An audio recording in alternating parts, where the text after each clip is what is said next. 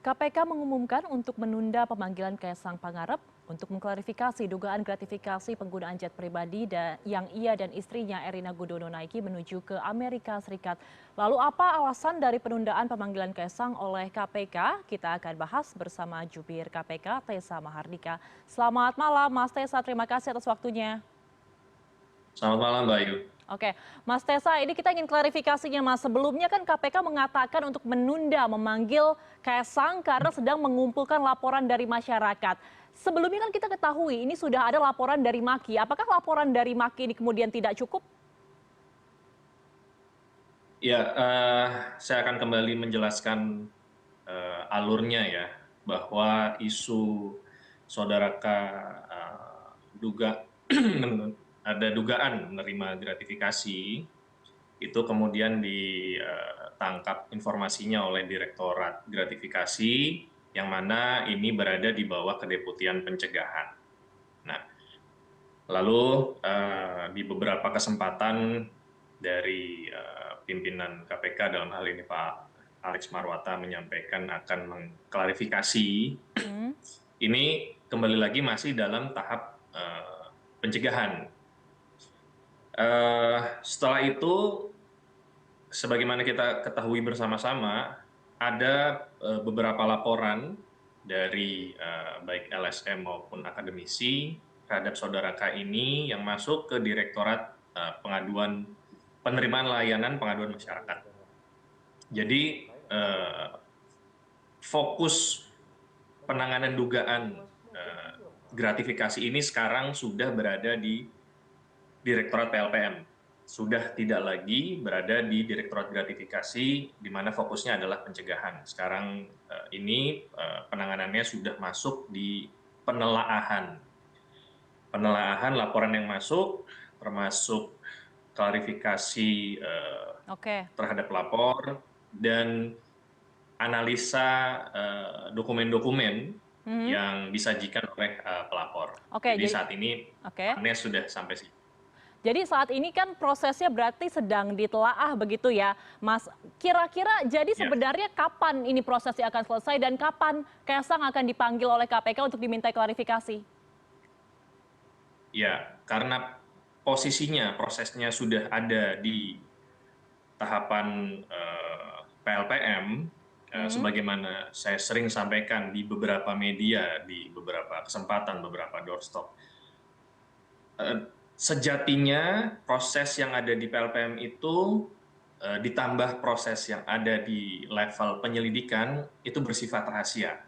Jadi tidak bisa dipaparkan bagaimana siapa yang dipanggil, terus dokumen-dokumennya apa saja. Kalau seandainya mungkin rekan-rekan jurnalis bertanya, itu sifatnya rahasia karena memang sebagaimana yang kita ketahui bersama.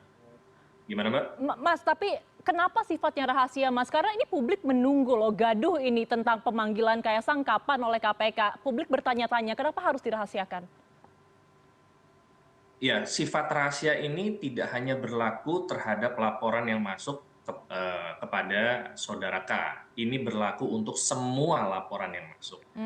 Kenapa sejatinya pelaporan itu, prosesnya itu tidak dibuka ke publik, termasuk pada saat tahapan penyelidikan?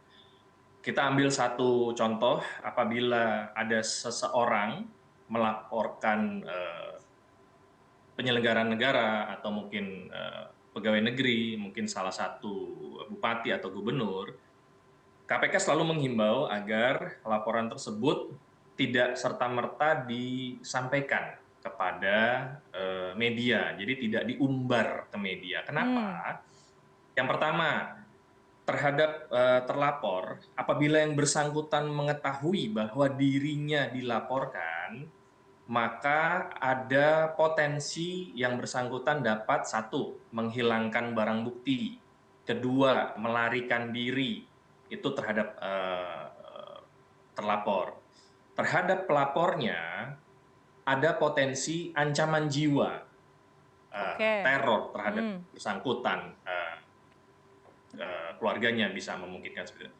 Inilah kenapa di tahapan penerimaan layanan pengaduan masyarakat itu prosesnya tidak dibuka ke publik. Baik, baik, baik. Oke, oke, Mas Tesa, tapi begini, ini menjadi pertanyaan dari publik karena ada asumsi yang berkembang bahwa KPK ini tidak tegas atau tumpul terhadap Kaesang karena sebelumnya sempat diberitahukan bahwa KPK ini mengirimkan petugasnya ke Amerika Serikat, namun kemudian tidak diketahui keberadaan Kaesang seperti apa dan terakhir ternyata untuk pemanggilan Kaesang ini ditunda klarifikasinya. Ada stigma bahwa KPK tidak tegas dengan Kaesang dengan kasus ini karena status Kaesang sebagai anak dari Presiden Joko Widodo. Bagaimana ini kalau misalkan ada stigma seperti ini? Ya, saya tidak bisa beropini terhadap apa yang beredar di luar. Yang jelas saya hanya menyampaikan prosedurnya, menyampaikan tahapannya bahwa mengapa sudah tidak lagi ditangani oleh Direktorat Gratifikasi karena memang penanganannya sudah masuk di tahap penelaahan laporan yang masuk. Nah, lalu apakah gratifikasi ini tidak bekerja? Direktorat gratifikasi tetap bekerja dengan membantu di pengaduan masyarakat tersebut mensuplai data-data yang sudah masuk, yang sudah berhasil dikumpulkan oleh Direktorat Gratifikasi. Nah, kemudian ada pertanyaan, bisa nggak sih Saudara K ini mungkin secara sukarela menyampaikan atau mengklarifikasi isu yang beredar saat ini? Bisa. Jadi jendela itu masih tetap terbuka kalau memang yang bersangkutan mau. Nah, tetapi itu kembali lagi tidak dalam konteks bahwa yang bersangkutan itu wajib untuk menyampaikan, tidak. Tergantung apakah yang bersangkutan mau mungkin menjelaskan agar isunya tidak berkembang kemana-mana, itu memungkinkan untuk yang bersangkutan. Oke, Mas Tesa, tapi bagaimana kemungkinannya? Apakah ada kemungkinan untuk proses untuk melihat gratifikasi yang terjadi pada Kaesang ini dibatalkan atau sebenarnya hanya ditunda saja? Jadi ditunda atau dibatalkan ini, Mas? Ada kemungkinannya tidak? Ya, semua itu nanti akan berpulang di proses yang ada di Direktorat PLPM, di mana ada 3 tahapan. Yang pertama adalah tahapan verifikasi, yang kedua adalah tahapan penelaahan, yang ketiga adalah tahapan pengumpulan informasi. Dari 3 tahapan ini nanti akan dilihat seberapa lengkap alat bukti, seberapa lengkap dokumen untuk mendukung laporan yang diajukan. Kalau tidak lengkap bisa dibatalkan berarti, Mas? Kalau tidak lengkap bisa dimintakan kepada pelapor untuk melengkapi. Gitu. Jadi itu bisa terhadap pelapor. Atau dari masyarakat mungkin ada yang mau menambahkan informasi. Nah, saya tidak bisa menyampaikan terus KPK kenapa tidak bekerja, karena ada hal-hal tertentu yang sifatnya rahasia yang tidak bisa saya sampaikan di sini. Yang tidak bisa dibuka. Ya. Jadi pada prinsipnya semua laporan yang masuk itu bila mana masih kurang alat buktinya dapat dimintakan untuk dipenuhi dari sisi pelapor maupun dari sumber-sumber yang lainnya. Oke, Mas Tesa, saya mengutip pernyataan dari Wakil Ketua KPK Nurul Gufron yang juga baru mendapatkan sanksi etik begitu ya. Kaesang ini dikatakan tidak wajib melapor gratifikasi karena bukan penyelenggara negara. Tapi kan kita mengetahui bahwa ia adalah anak dari penyelenggara negara nomor 1 di Indonesia, Presiden Joko Widodo. Bagaimana ini, Mas, sebenarnya sikap dari KPK? Ya, secara umum saya akan sampaikan beberapa kali di beberapa kesempatan bahwa dari KPK melalui Direktorat Gratifikasi juga telah menyampaikan sosialisasi untuk seluruh penyelenggara negara dan pegawai negeri dalam artian yang luas, termasuk keluarganya, untuk menolak gratifikasi. Oke.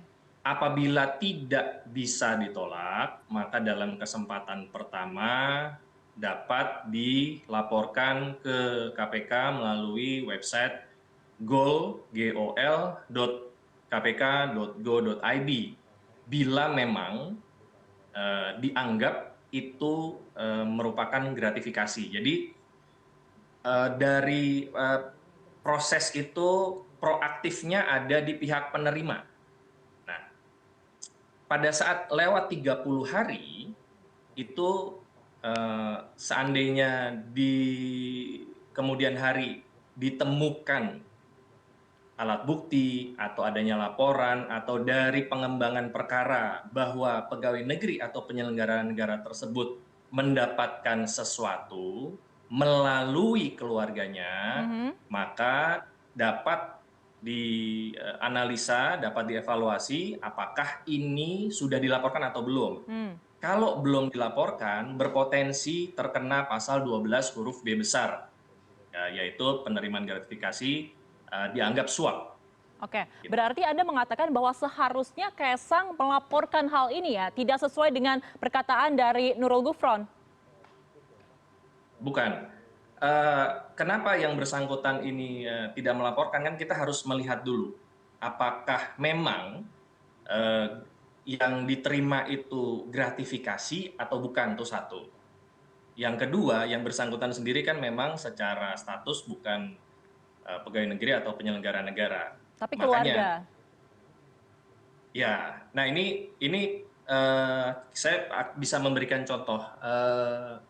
Seorang pegawai negeri atau penyelenggara negara yang melaksanakan pernikahan anaknya, yang bukan pegawai negeri atau penyelenggara negara, di saat si anak mendapatkan hadiah, baik itu berupa uang maupun fasilitas yang lainnya, yang wajib dan itu diketahui oleh orang tua yang merupakan pegawai negeri atau penyelenggara negara, maka yang wajib melaporkan ke KPK itu adalah orang tuanya yang merupakan pegawai negeri atau penyelenggara negara, kalau memang sekali lagi si orang tua ini mengetahui bahwa pemberian itu merupakan bentuk gratifikasi yang dilarang sesuai aturan. Berarti katakanlah kalau misalkan hal ini terjadi dengan konteks sekarang yang berada di masyarakat, harusnya Presiden Jokowi yang melapor ke KPK, begitu? Kalau itu gratifikasi ya. Oke. Nah, sekarang kan ada laporan, maka beban pembuktiannya sekarang berada di pihak pelapor saat ini dan sedang dianalisa oleh tim di Direktorat PLPM. Apakah ini nanti menutup, kalau seandainya yang tadi saya sampaikan, Saudara K mau menyajikan bukti-bukti bahwa ini bukan gratifikasi, yang pertama mungkin saya tidak ada hubungannya dengan penyelenggara negara atau pegawai negeri, ya mungkin dari saudaranya maupun orang tuanya, masih bisa. Tapi saat ini fokusnya adalah di PLPM.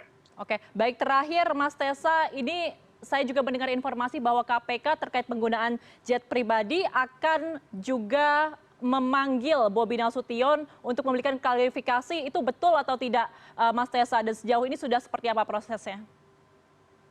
Ya, kemarin itu saya juga diwawancara, ditanyakan juga, dan saya menyampaikan bahwa saya belum terinfo ada laporan atau tidak, tetapi per hari ini saya sudah diberikan informasi bahwa terhadap saudara BN ini ternyata sudah ada laporan yang masuk. Jadi fokus dari penanganan gratifikasinya itu sekarang sama posisinya seperti saudara K, dilakukan di Direktorat PLPM. Baik, baik. Oke, Mas Tessa, kita berharap masyarakat banyak berharap dengan kegaduhan yang terjadi ini KPK bisa benar-benar tegas ya untuk menindak apapun dan siapapun yang terjadi di Indonesia ini, terutama dengan kasus ini yang kita sangat-sangat berharap ada tindak lanjutnya. Mas Tessa, terima kasih banyak atas informasinya malam hari ini. Jubir KPK Tessa Mahardika telah bergabung bersama kami. Selamat malam Mas Tessa, sehat selalu. Selamat malam Mbak Ayu.